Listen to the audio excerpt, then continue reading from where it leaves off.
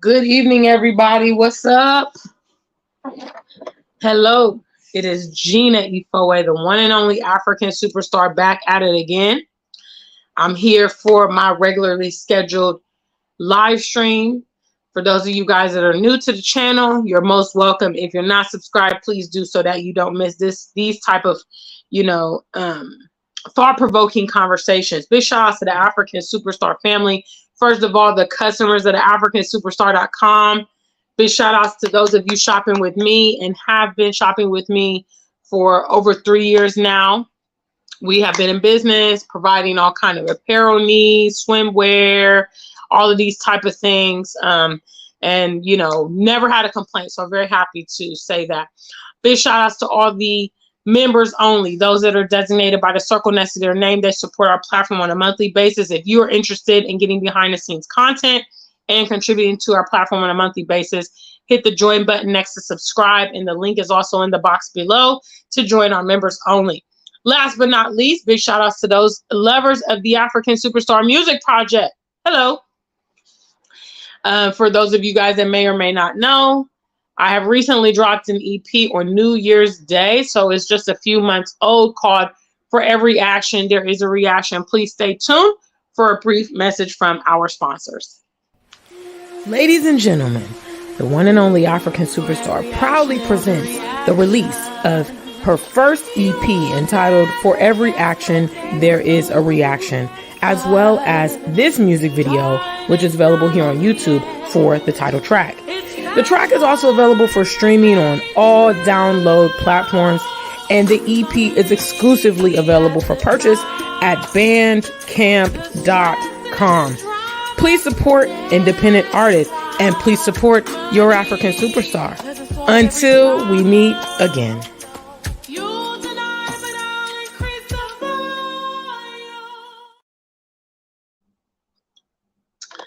What's up, everybody? Thank you so much for tuning in.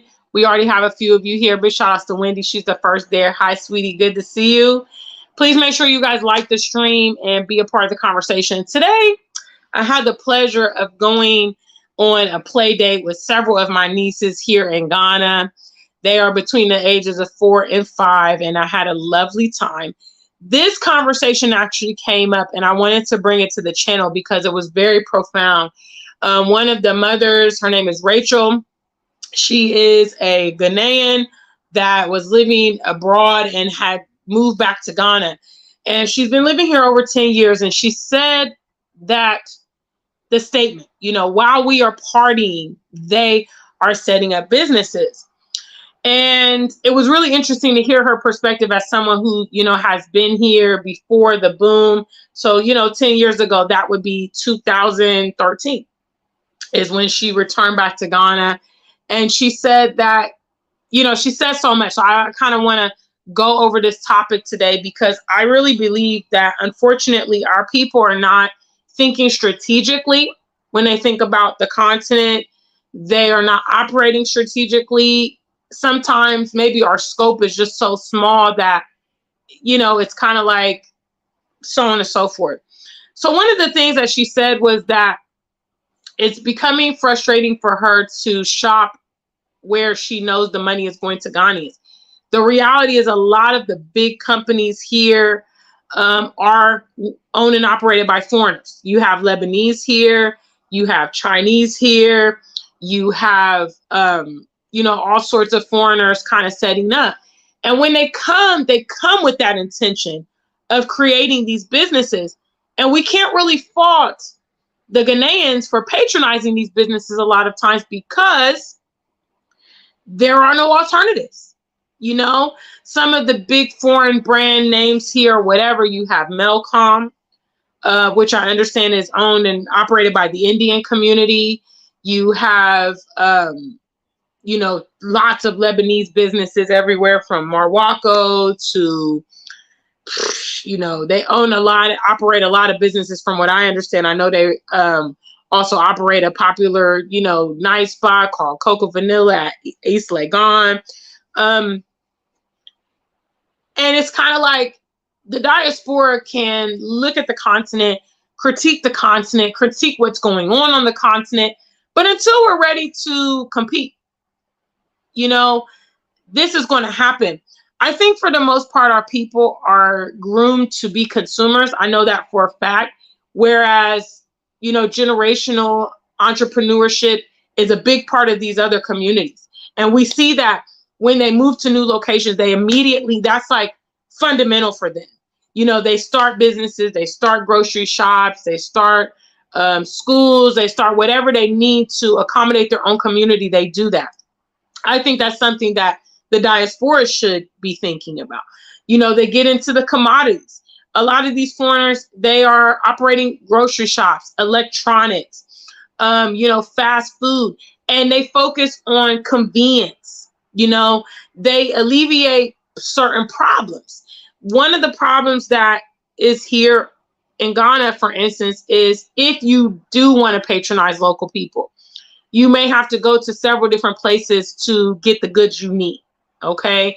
Another thing is you're going to have to perhaps barter for these products. You know, today's price is not tomorrow's price. So, you know, in some cases, I might go eat tilapia today and it'll be 80 CDs. And then in a couple of days, it'll be 100 CDs. And you can't really gauge what you may need to spend for certain things until you get a feel for it. So I see that these foreigners have capitalized on that, and they have learned. You know, today our play date was at the brand new Melcom office Spintex. Okay. And, you know, that's kind of where this conversation came up, was that, you know, part of the Ghanaian diaspora could have easily create something like this, you know, but they haven't.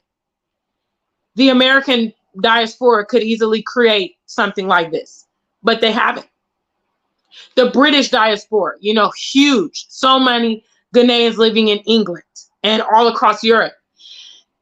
The fact is that we are not thinking in that spectrum, but we will look at those things, criticize those things, and we will also tell people, oh, well, you know, I see it all the time in the comments here on the channel.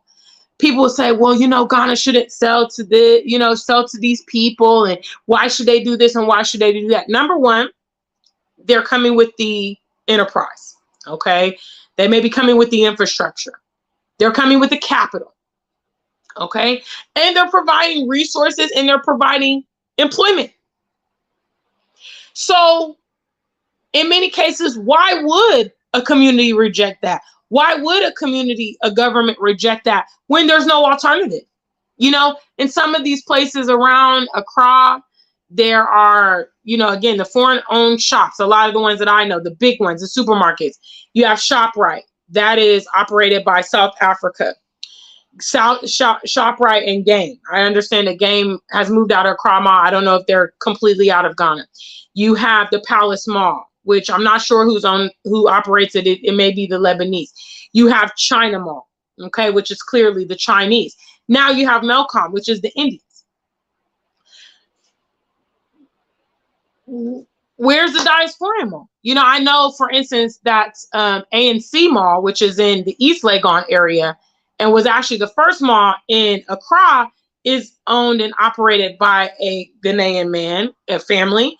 But again, many of the shops, obviously, they let out to whoever is ready to rent, and they have a lot of foreign businesses in there.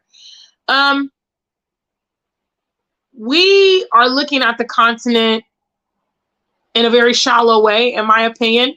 I keep expressing how dire this is, how serious this is, for the simple premise that we don't have any refuge anywhere else.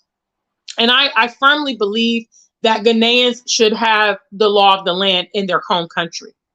You know, I believe that they should be prefaced above everyone else. However, you also have to provide. You can't just require people to preface you without any skills, without any contributions, you know, and that is what I would love to see. Now, there are people like me who's, you know, I'm the small guy. I don't have a lot of capital. I don't have a lot of infrastructure. I don't have a lot of know-how on how to, you know, erect these huge businesses or these large businesses. I do know in many cases you start slow, start small, start gradual. Maybe you start one shop. I understand that Melcom, who is owned and operated by the Indians, has been in Ghana for over 30 years. And I understand they started with one location, and now they've become a power player here in Ghana. And the new market that they opened up is really nice. And again, they answer the needs of the community. They put a super shop where there was not any. They included a playground for the kids, including like a water park, kind of slides and playpens and that kind of thing. They have a superstore which has groceries. It includes a restaurant. They even have like sushi in there.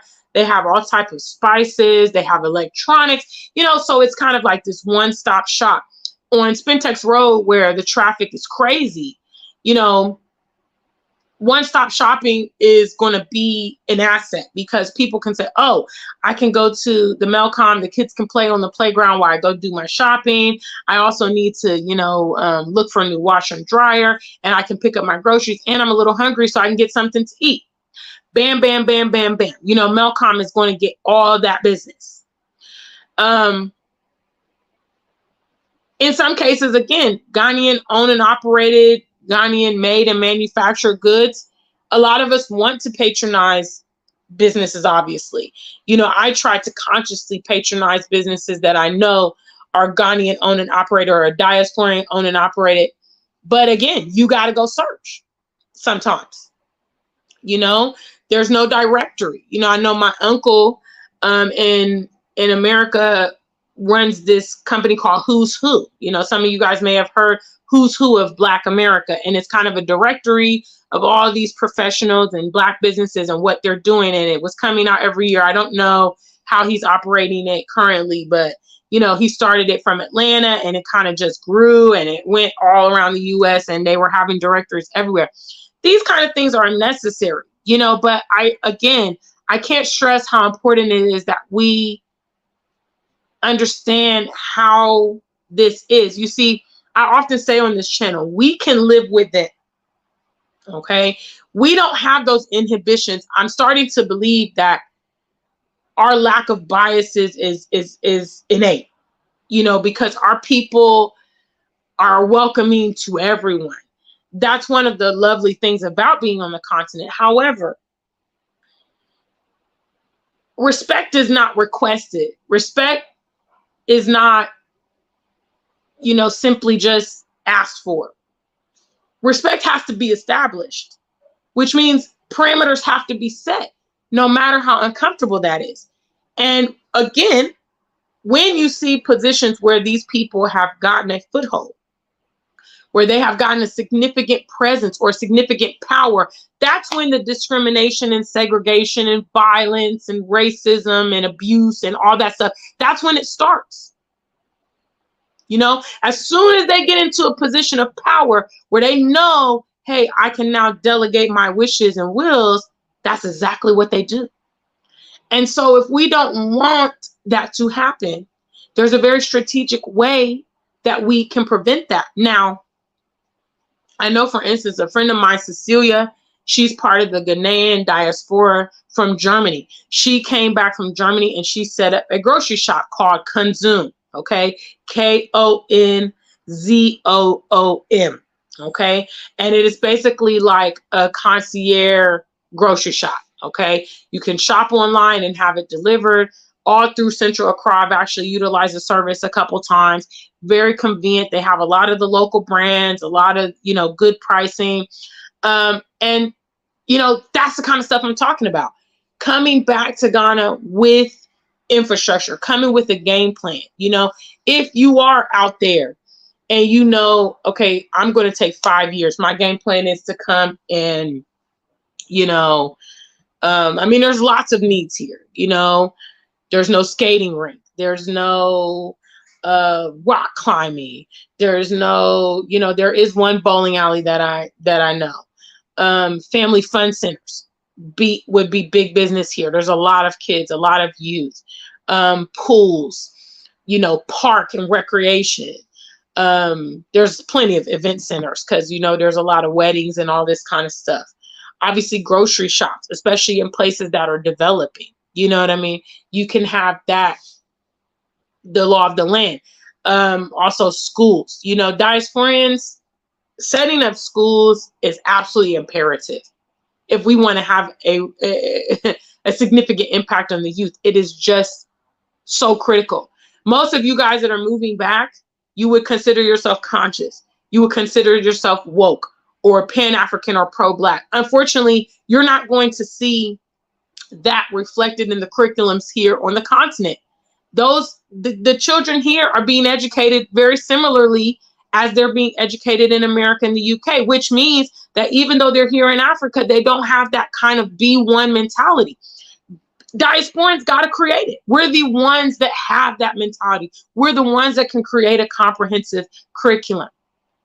And if we start providing these services, you know, we will corner the market a lot of times.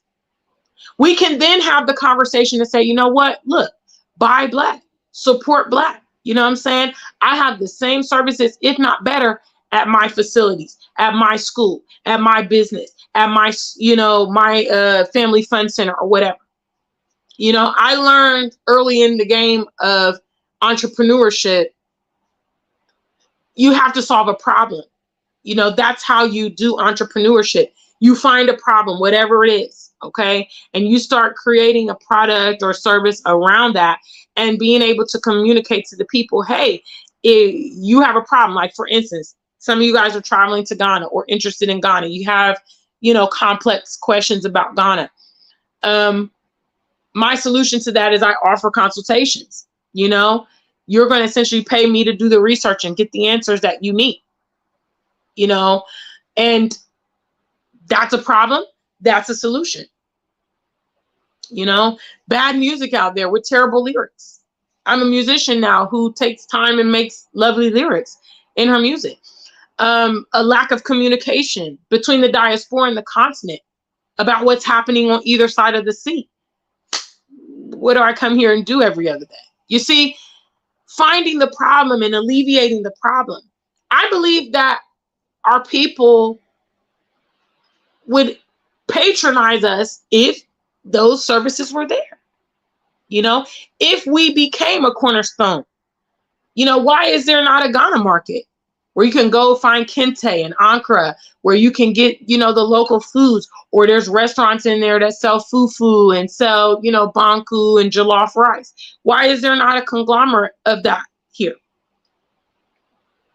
You know, where you can come and you can get your Hinema sandals. You could even do like a little kente photo shoot where there's a stool. You guys can dress up in the There's a lot of potential. You know what I mean?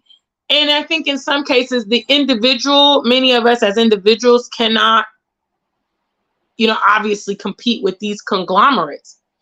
But that's where we will have to collaborate to make these things a reality.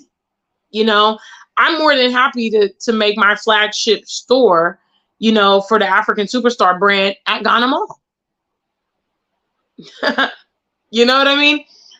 And I think a lot of people would love to put their services in a facility or something like that.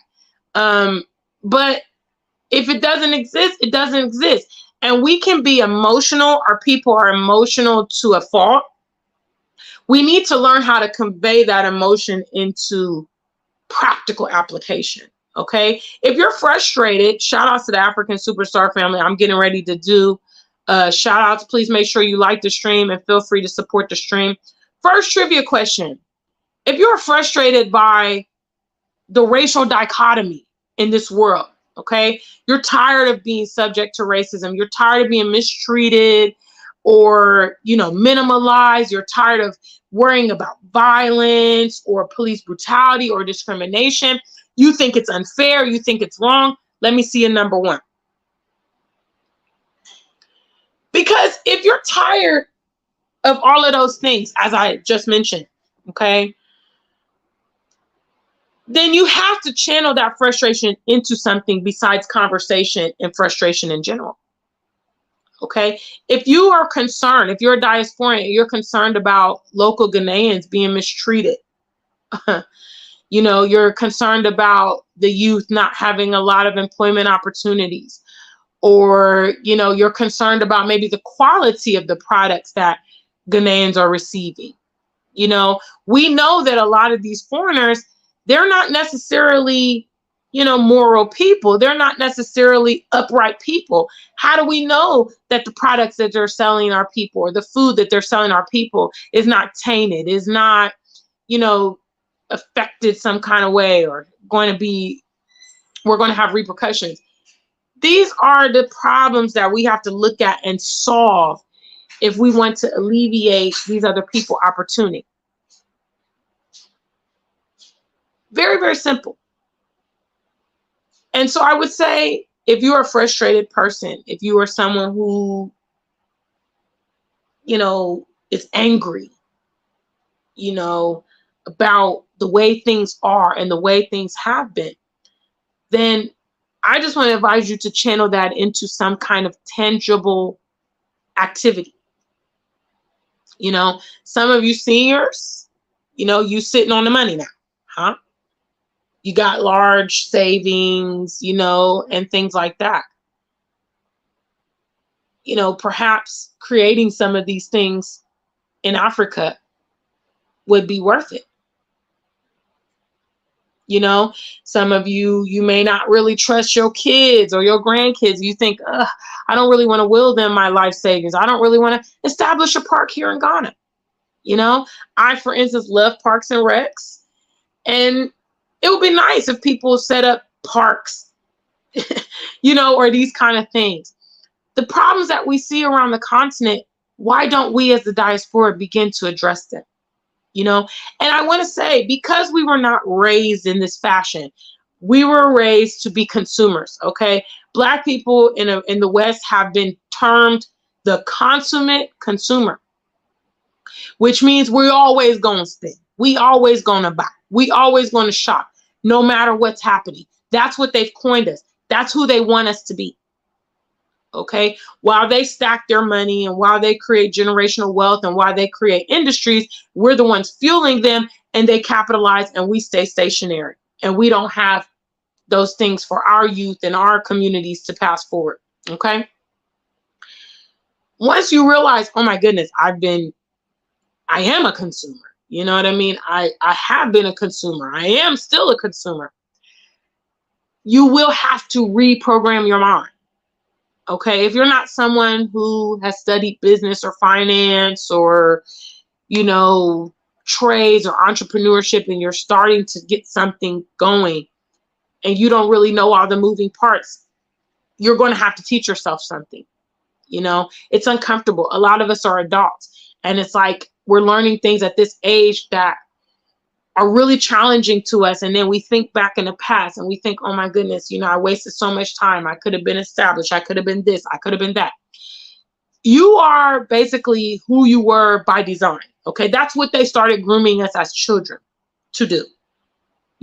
Some of you guys probably remember as kids, when you're 4 and 5 years old, people ask you, what do you want to be when you grow up? What's your dream job?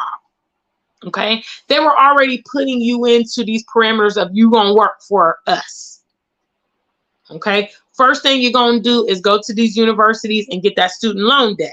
All right, and when you see how astronomical the student loan debt is, the next step is I got to get a job to pay these loans. And it's a deadly cycle that's consuming so many Americans, so many Westerners. Okay, the debt system. All right. Now we understand, oh my gosh, they really wanted me to be caught up in that system for my whole life.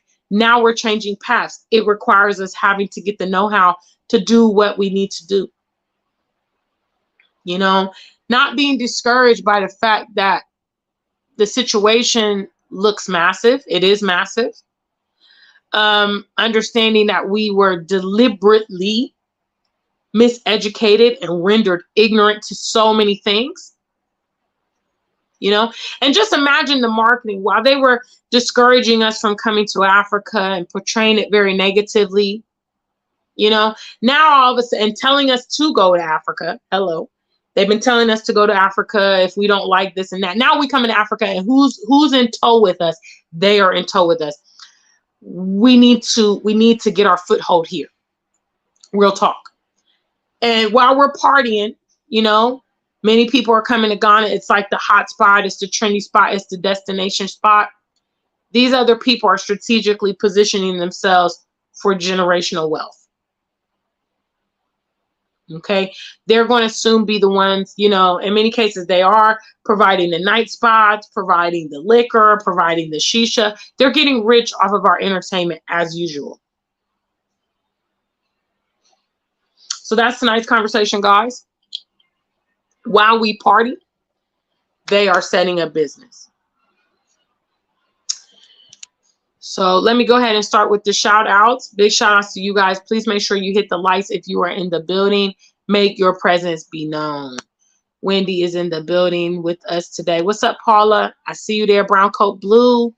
Kimla is with us. Good shout outs to you. Black Beauty always. What's up? Zoo and Shayna. No, there is no social club. The title is facetious.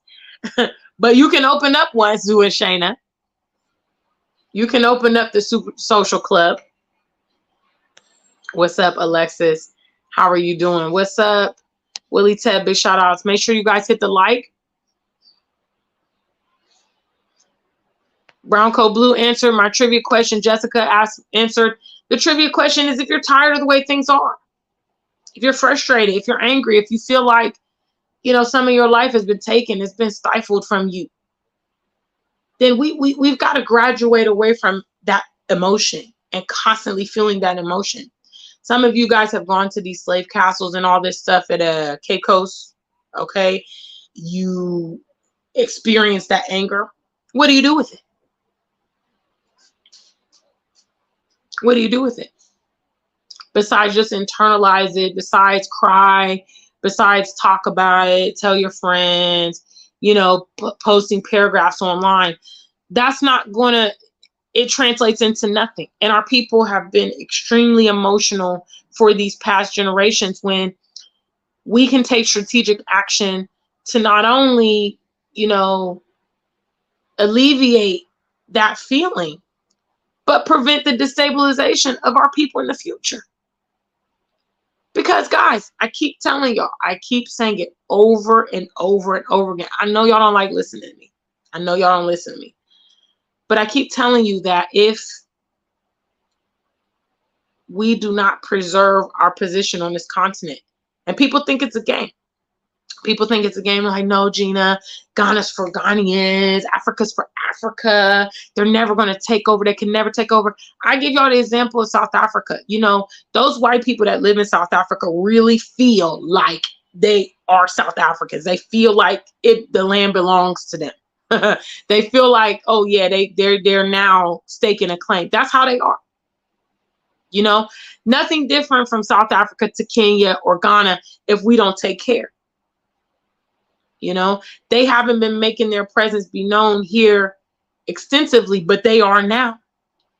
And we also have a position to respond to that by rising up. You know, rising up, showing a united front from the diaspora.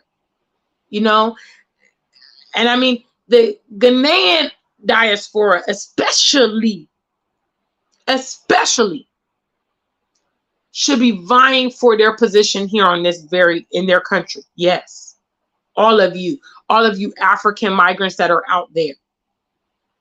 Because this is very, very serious. Those of you that are living in Europe, those of you that are living in America, you see the racism. You see how the various Black, you know, communities and ethnicities, they have no footing. Okay, they have no option but to be employees in most cases. They don't have their own states or their own cities or territories. They don't have, you know, big business. You know, they don't have manufacturing and all these things that can make them self-sufficient. You know, that can happen just as realistically here on this continent if we don't take care. Okay. And if we don't take care, then we will be slaves in the entire whole world.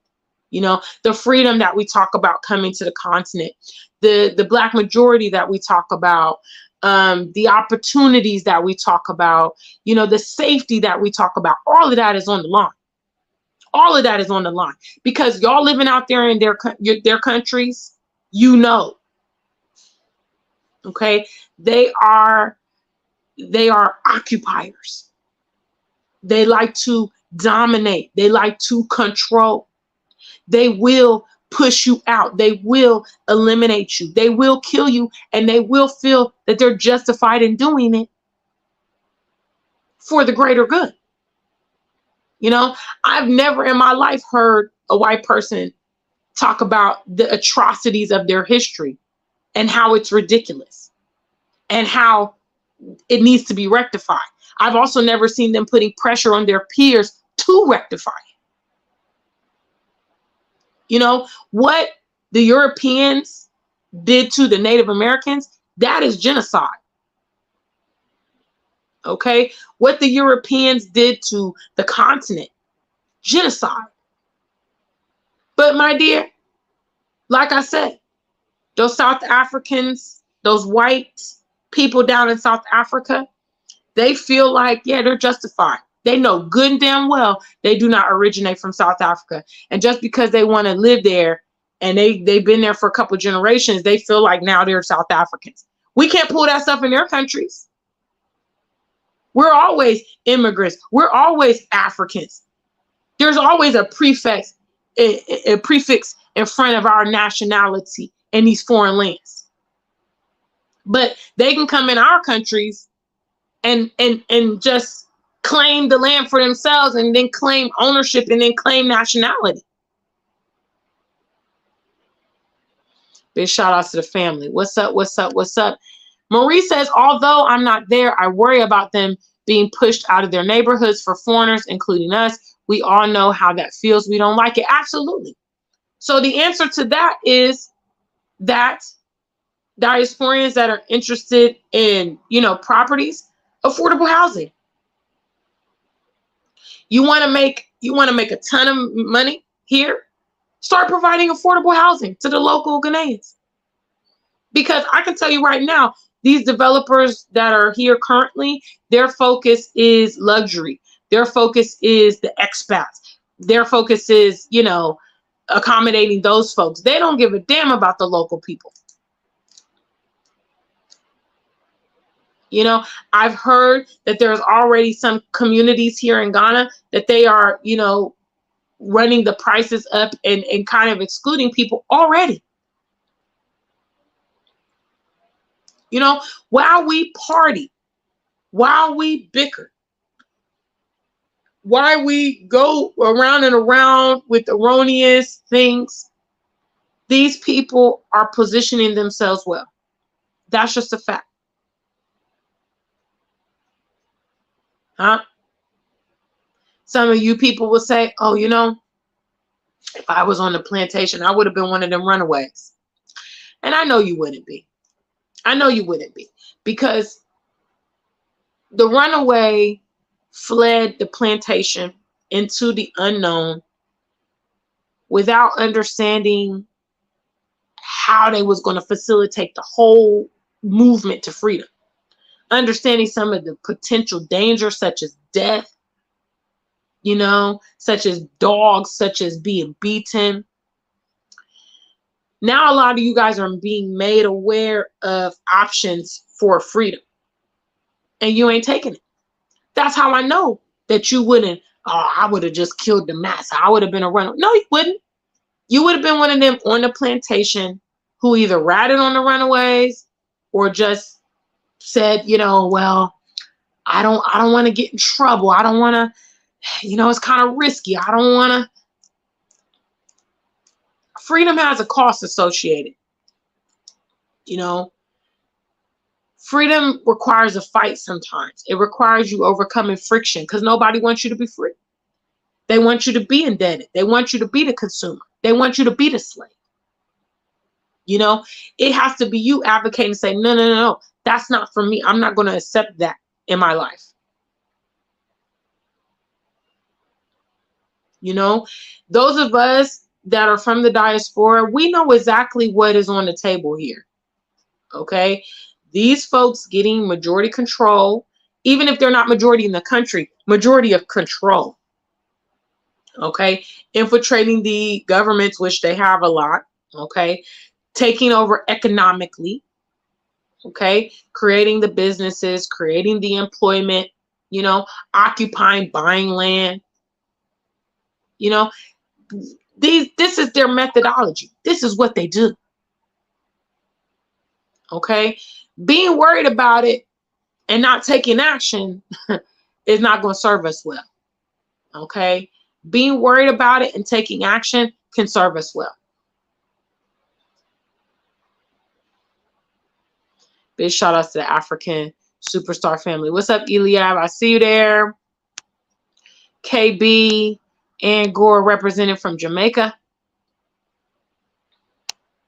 Michael says the problem, we as Black people, and especially my fellow Nigerians, love guaranteed outcomes too much when it comes to investing back into the community, when it comes to businesses.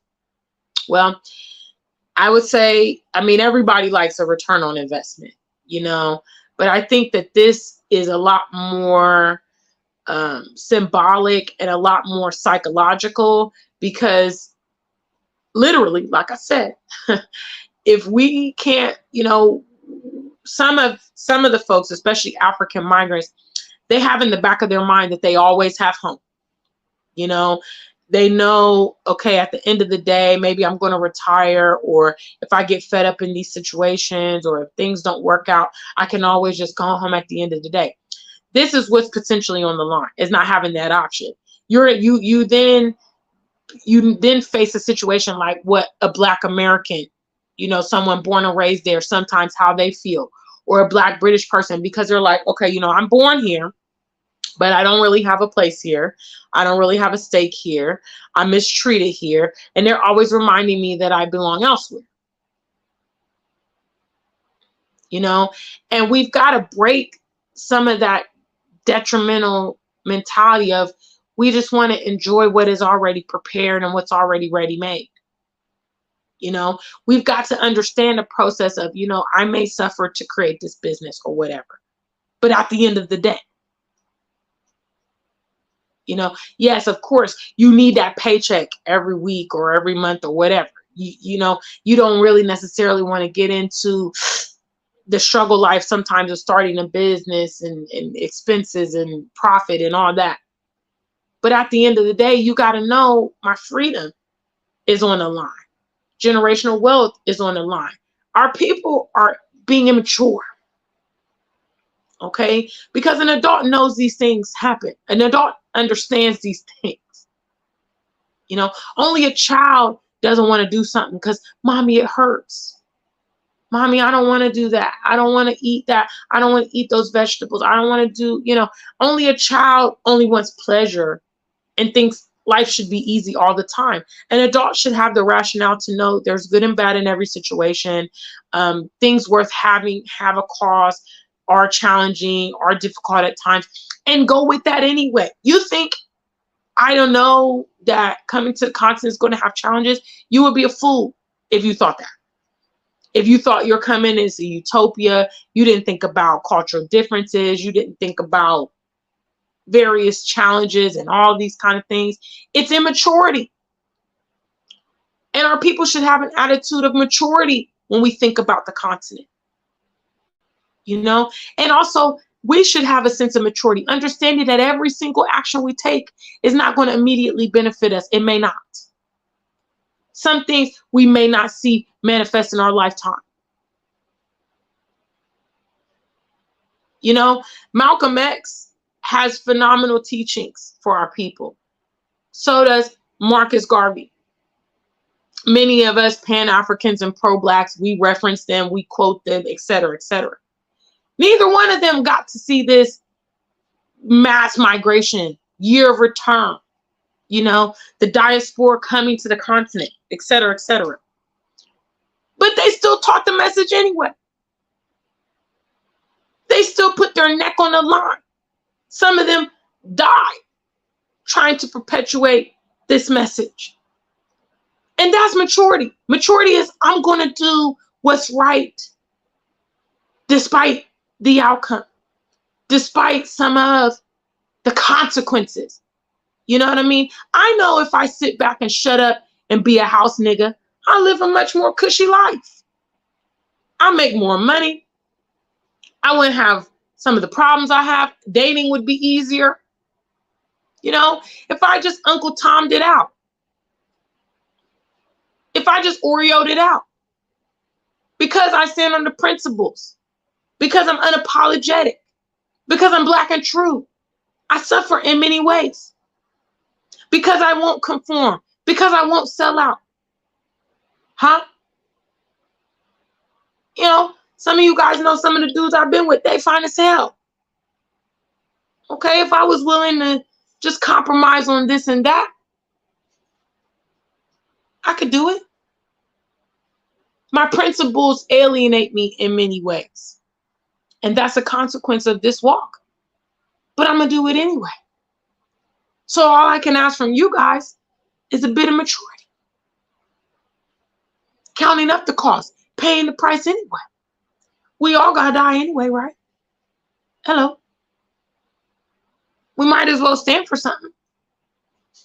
We might as well establish a legacy. We might as well provide resources for our people. Big shout outs to the African Superstar family. What's up, Janelle? Ann says our people don't act when they should, so the boat sails out and leaves them stranded. Flavor says we need to stop this victim mindset. Africano's in the building. Afroscope TV. What's up, family?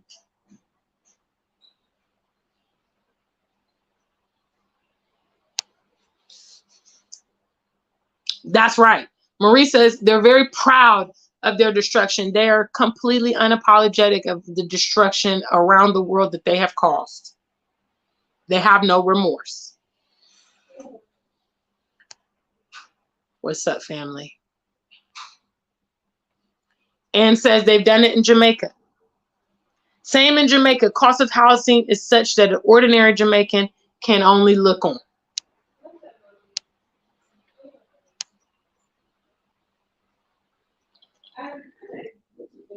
You see, and this is exactly what I'm advising the diaspora. If you want to prevent your land from being taken over, you need to occupy it. Hello. This is how a minority group, invaders, took position in South Africa. They bought land, they rubbed shoulders with chiefs, they bought gifts, they bribed. They knew that all we need to do is get the foothold in here. Okay. And even though we're minority, we're going to have majority control of, for instance, the land, the resources, whatever, the wealth, and then we're going to call the shots.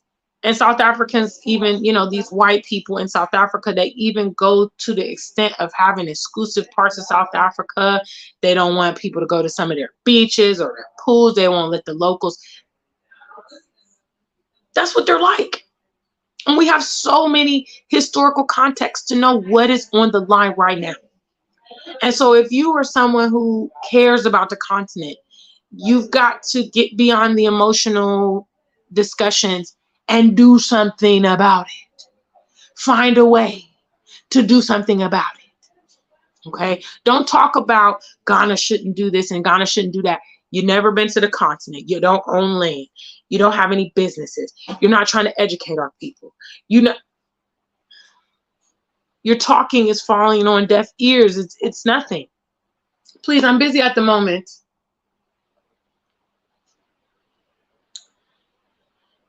So that's tonight's conversation, guys. While we party, while we turn a deaf ear, while we chat about this stuff on social media and we spend our time in the comment zone. Hello. And we're not taking any tangible action. We're not manifesting anything. We're not fixing anything. We're not solving anything. They're ready to do it. And they will do it. And when they do it to that extent, that they have that pivotal control, it's over. It's a done deal. And then you guys will be crying about something else. Oh my God, I can't believe how they treat us in Ghana. I tried to go get a job and they discriminated on me.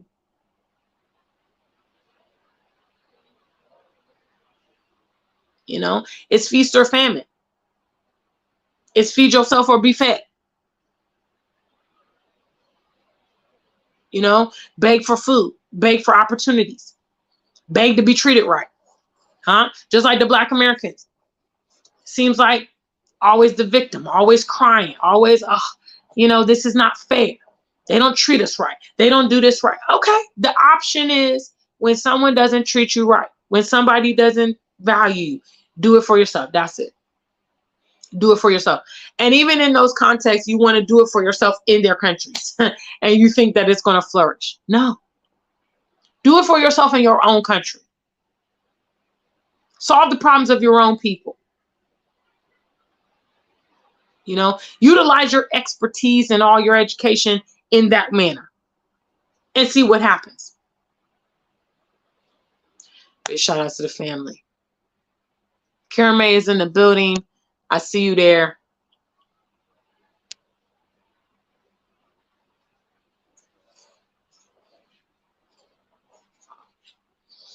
Well, you know, and this is something else we need to stop doing.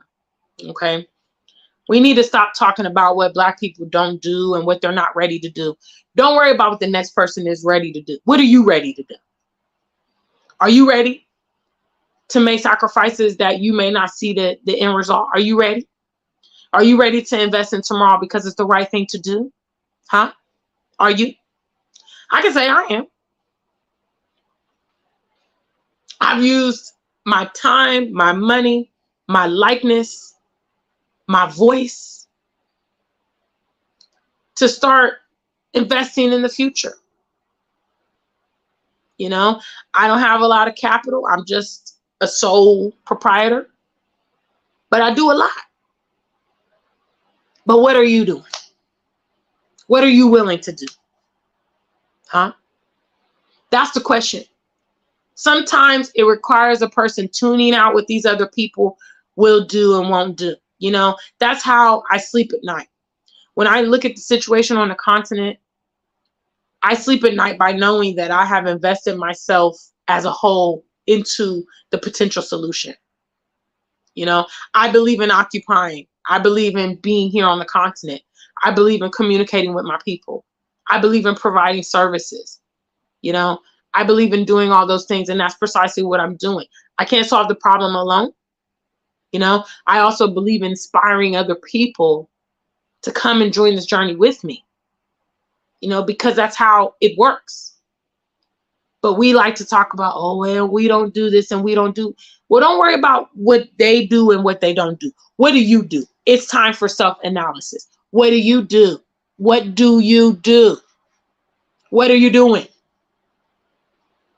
And this isn't even, I'm about to do this and I'm that. It's being honest. You know what, Gina? Up till now, I haven't done anything but run my mouth in these chat rooms and on this YouTube and on Facebook. I haven't done anything. Some of you could say, you know what, Gina? I've supported causes. I've volunteered. I've donated. I've sent books to Ghana. I've traveled there. I bought land. I do. Some of you guys can say what you've done. Others of you, there's nothing that you've done. There's no track record. So in that case, you're not helping. Self-analysis. Big shout outs to the family. Yes. A Black Beauty says, I love to bring my USD to the continent. I feel like Robin Hood. Hey. Something you can do. What can you say? I employ people. I benefit the local economy, you know, like Black Beauty. I do. Most of my currency is pounds and dollars. You know, I earn from my various businesses, my YouTube, my website, all of that. When you guys pay me for consultations or whatever, I earn in foreign currency mostly. So I'm definitely taking money from the West and utilizing it here on the continent. Renting a place, I take rides every day, I shop, I party, I get my hair done, I have a videography team, a makeup artist, you know what I'm saying? I've spent a lot of money. I looked at my Sendwave account, right, which is how I move money from my US bank account to my local, you know, money. And I believe last year, I remitted over $15,000. You know, that ain't nothing in America. But I mean, I poured that into Ghana. You know, I spent that here and I was like, wow. You know what I mean? We want to talk about consumer power. Where's your money going?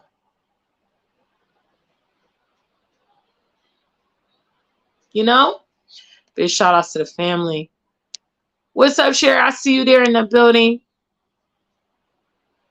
Blackavelli says, don't forget America wasn't originally theirs. They feel like it's theirs. Absolutely. But guess what? That's the way the story is. Okay. The conqueror always going to tell that favorable story. Okay. They've completely eradicated what they've done. And they won't hesitate to do it here as well.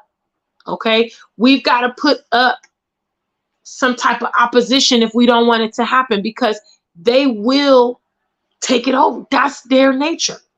Okay. Now they're thinking in their mind, because of all this hoopla with the diaspora, they're thinking, oh my God, the diaspora is waking up. They're going to get to Africa and they're going to team up against us. And that's how they're thinking. Okay. That's not the reality, unfortunately, but that's how they think. So they got to get over here now out of nowhere and start inserting themselves. Okay. To try to slow down that from happening. We know their game. There's no excuse why we should lose again. There's no excuse why history should repeat itself again. Big shout outs. What's up? What's up? What's up? Flavor of the Continent says we need to stop begging people to come. Many are just coming to insult us. Well, I'm not begging nobody, because I always tell y'all, this is my community service to you, because I already live in Ghana. You see, whether you want to do whatever you want to do with this information, do what you want to do. Because as for me, I'm going to be all right. Okay. I foresaw a long time ago the direction I should take. My messages are for like-minded individuals. It's nothing like begging. It's more or less informing you of what is happening. It's also motivating you to take action if that is on your top to do. I certainly ain't begging. I'm certainly not saying, hey, come to Africa today. No. A lot of people aren't fit to come here. We need the high quality people. We need the people that are ready to do something. We need the people that have vision. We need the motivational people, the leaders. You know, we don't need a lot of dead weight. We don't need a lot of problematic people that's going to cause drama and bring, bad habits and shenanigans. No, we don't need that. We need high quality people. You know, even Marcus Garvey said, hey, everybody's not fit to return to the continent. And I agree. But this is just this, and this message goes out to the people in which they know it goes to. You know, who I really, really most want to communicate with, because I live in Ghana, is the Ghanaian diaspora, because I don't want to see their country be ripped from them. You know, I'm not trying to be funny, but at the end of the day, if this situation gets too hectic here, like I feel like, oh my God, I'm in America again. I don't want that to be the case, but I'm more than happy to look elsewhere if that's what it gets to, because I refuse to live in America, in Africa. If I wanted to live closest to a Western lifestyle, I would have been interested in South Africa, because South Africa most mirrors the infrastructure that we're accustomed to in the West. I didn't want that. So if the power slips from where it is now and it gets just too much, then I'm not going to stay here. I'm just being honest. I'm not going to stay here, because I don't want to be with them. I don't want to live with them. You know what I'm saying? I don't want to be where they are. Okay. So big shout out to the family. What's up, Kwame?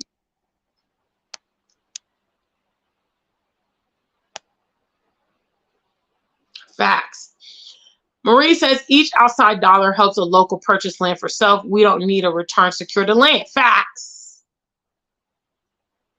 That's a really good topic. I think that might be a future live stream. Good one, Marie.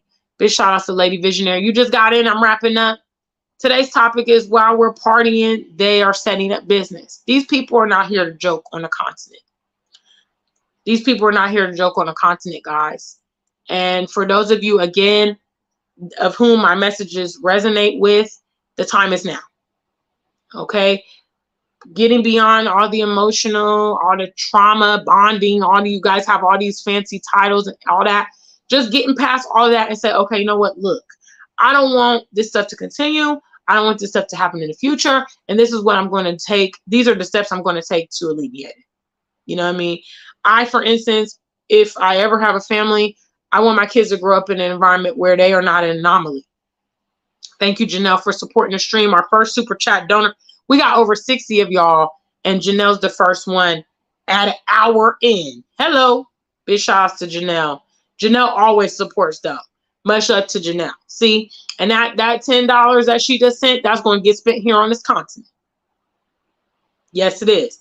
And so we practicing what we preach. Yes. Yes.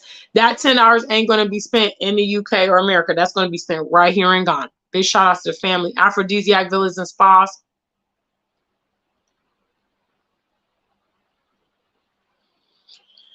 They need to get ready. Lady Visionary says, the diaspora, are they ready though? Well, you know, I mean, look, guys, I can only say what I can say, which is the time is now. And a lot of times when you need to make a move, you ain't ready. Even me and Lady Visionary, both she and I migrated to the continent in 2020. We wasn't ready. We had a host of problems and drama as we prepared to make that move. We didn't know what we were getting into. We didn't have the answers for every single question and everything. Okay. One thing we knew for sure was we about to take this leap, you know, and that's got to be our attitude. You know, I think many times we focus on too much semantics. Okay. We focus on, you know, we want all these details and we don't have those answers, guys. We don't have all the answers. I don't have it. You don't have it. These YouTubers don't have it. Nobody's got the answers for you. But that gut feeling, if you're having that gut feeling, and that gut feeling is saying, you know what, I need to do A, B, C, D, E, F, G, then that's all you got to operate on. You know what I mean? I know for a fact the continent's not for everybody. I know that. I don't want all y'all here. Hello. I knew it was for me though. And I know there's someone out there that's listening to this message and they're like, oh my God, bam, this is what I need to do. This is it. This is it. I've been having this is confirmation for how I've been feeling and what I've been thinking. You know, the diaspora doesn't have all the answers and neither do continentals.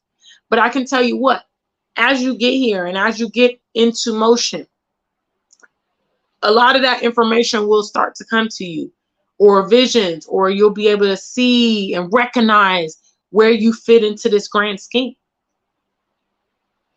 You know, and that's why for those of you that are interested in coming is vital. Because as you come, you begin to see the horizon and you're like, okay. You know, I'm pretty sure my homegirl, Lady Visionary down there in Rwanda, when she was, you know, going to university and even as she was a professional, she never knew that she was going to own a hotel. You know, I don't know if that was a dream of hers from childhood. Oh, yeah, I want to be a hotelier. If that was, she probably wouldn't went in the medical profession. She probably wouldn't went into, you know, tourism or something like that. She didn't know she was going to be a farmer. She had no idea.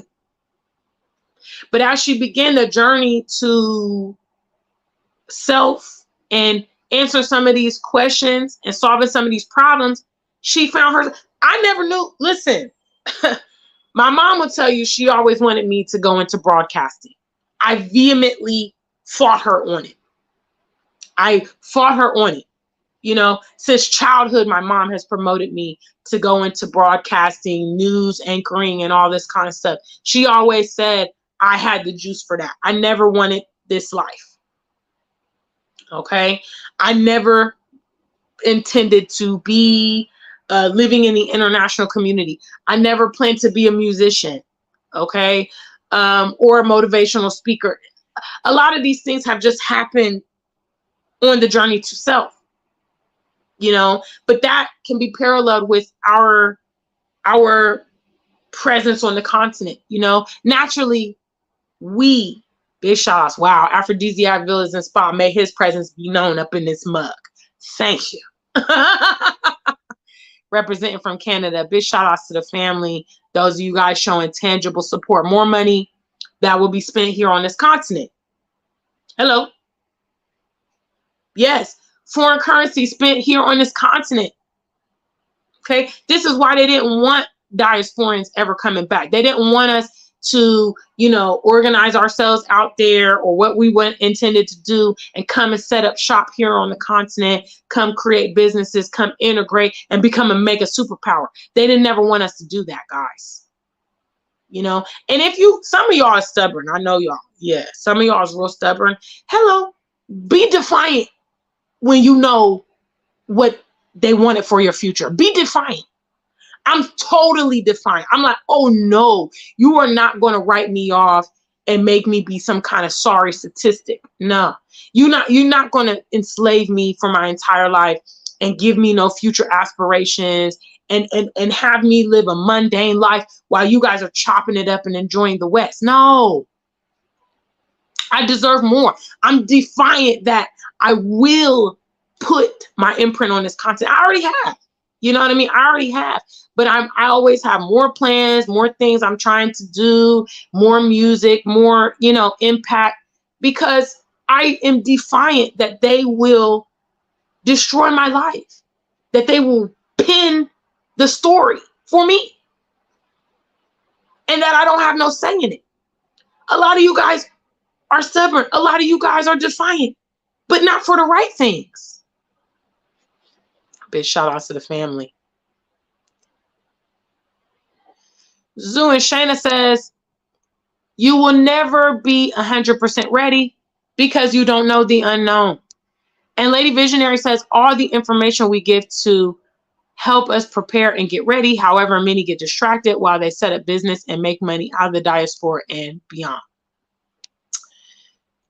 All we can do, which is what many people are doing. This is what Lady Visionary is doing. She lives in Rwanda. For those of you guys that don't know, Lady Visionary, she's she's also a YouTuber, but she has migrated from the UK. She's of Caribbean, Jamaican origins, but she now lives in Rwanda with her sons and her husband, and they operate a hotel in Rwanda and also a farm. Lady Visionary is doing totally dynamic projects in Rwanda. She's opened a library. She's also doing a water project in the local village, and that's all we can do, for the diasporians that are in motion, for the diasporians that are already on the continent, for the diasporians that question their realm of influence. You're doing what you can in the context that you can. That's all you can do. Okay, you can't stress yourself over and above and beyond what you are doing. You are already totally investing your life, into being an impact. That's all you can do. And that should actually be enough for you. You should be satisfied and say, you know what? And in addition to that, for those of you that have children, like Lady Visionary, she's raising 2, young Black males. Them being able to grow up on the continent is invaluable for them as Black males. They're getting exposed to culture and community and, business, nature. They get to live a more free lifestyle as kids and not be faced with violence and racism and police brutality. The things that they're confronted in the West. So in her case, and in many of your cases, your realm of influence is like that. You feel like you're just one person. You feel like, I may not be doing so much. You feel like the needs are so great and, oh my gosh, is it ever going to change? Is it going to get better? Your impact is massive. already. I know my impact is massive. You know what I mean? I know for a fact my impact is massive. When I interact with some of, the African superstar family, when I connect with them here in Ghana, sometimes I see people in the airports or on my planes when I'm traveling or, various places. And it's just like, wow, my impact is really getting out there. It's gone beyond me and my friends and my immediate circle. It's now global. People watch our platform from all over the world. One person can have an impact. One person may not change and fix everything, but one person can have an impact, and most importantly, that person has the integrity to align their life with their desires. We could have so much more impact if many of you guys would do the same, because many of you guys have these great desires, but the problem is you're not aligning that with the life you live. You're not aligning that with your likeness, your example, your actions. You just talk about, big shout out to the family.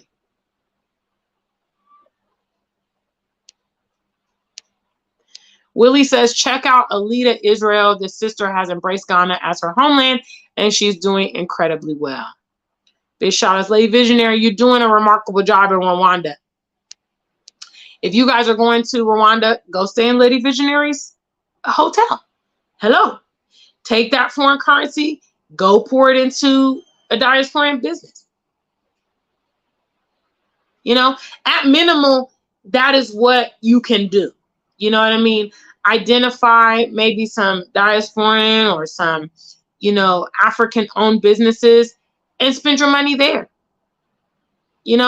You can say, oh, they don't, maybe the customer service is not great and all the amenities aren't great and blah, blah, blah. Okay, well, we got to start somewhere. And perhaps it could be a teaching moment. I think a lot of times some of the rife between the diaspora and continentals is the way that we communicate. You know what I mean? There's a nice way to have constructive criticism. One of the ways will be simple as you go to a Ghanaian hotel, for instance, okay? And you go there and you notice some things that maybe could be improved upon or whatever, or maybe you're a marketing exec, or maybe you are, in the tourism industry, you go meet with that hotel manager. That's something that you may have access to do here a lot of times on the continent, is actually meet the owners of these restaurants and these establishments. And you just tell them, hey, look, I love your hotel. I had a great stay. Your staff was really friendly. These are just some things I want to offer, and if professionally, maybe that's an opportunity for you too. If you are a marketing specialist or if you're a tourism specialist and you go to some of these African-owned businesses and you start saying, hey, look, man, I want to take your business to the next level, but these are some things that really, really need to be improved upon, and highlight, hey, your competition is doing XYZ. Okay. And just making it understood to them. They will appreciate that. And they may be able to pick it up. And it may be a mutual beneficial relationship.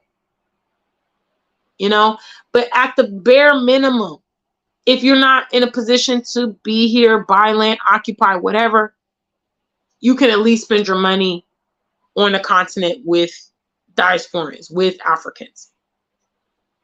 And no particular order, guys. For you guys to get, you guys are just very emotional and but to spend it basically with other Black people. Hello. Yeah, other Black people. Spend your money with other Black people. Try to identify what is local when you live on the continent and try to spend your money there. If your friends are starting businesses, your friends are starting hotels, or your friends are renting apartments or something like that, get in there with them, your family. These are just small ways that we can begin to make our presence be known, and make our presence be felt here on the continent.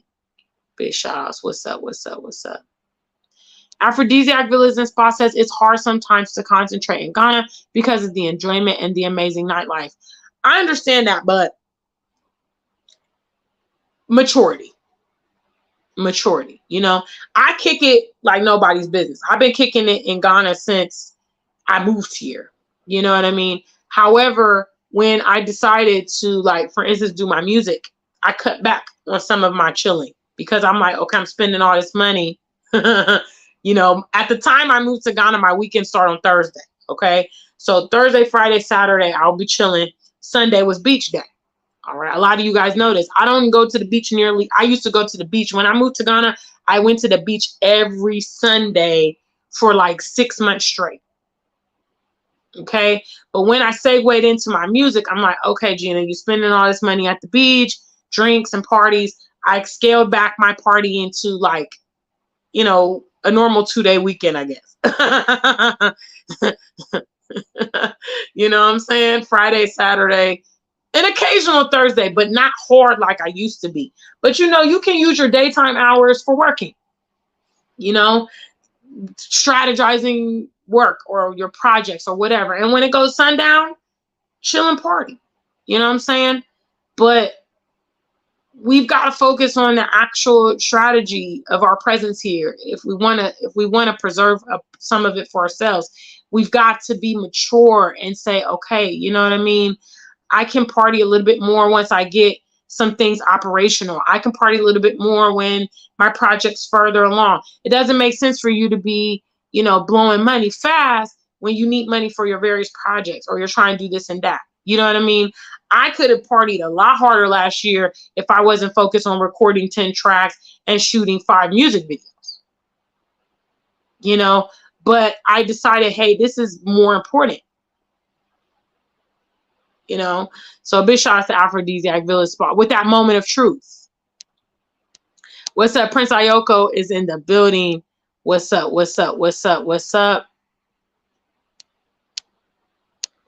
Aphrodisiac Villas and Spas. Did you go to Rwanda? I don't know where he enjoyed his stay. But big shout outs. What's up? What's up?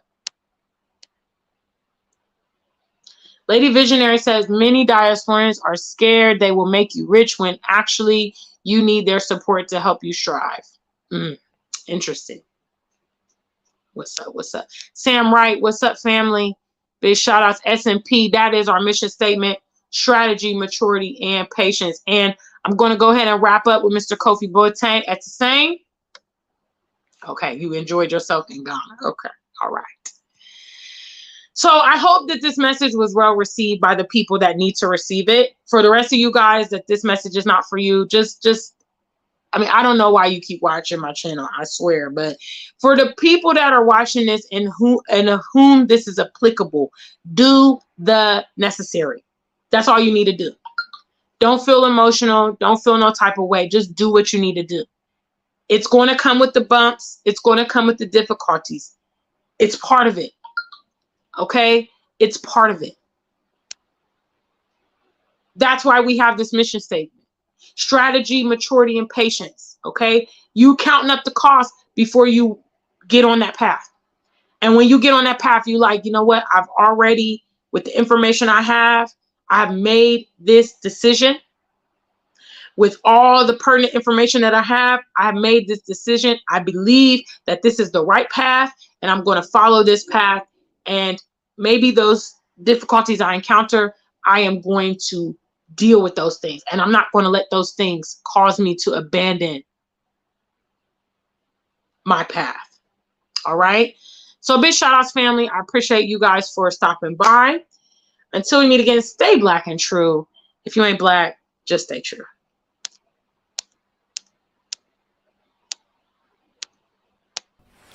Ladies and gentlemen, the one and only African Superstar proudly presents the release of her first EP entitled For Every Action, There Is a Reaction, as well as this music video, which is available here on YouTube for the title track.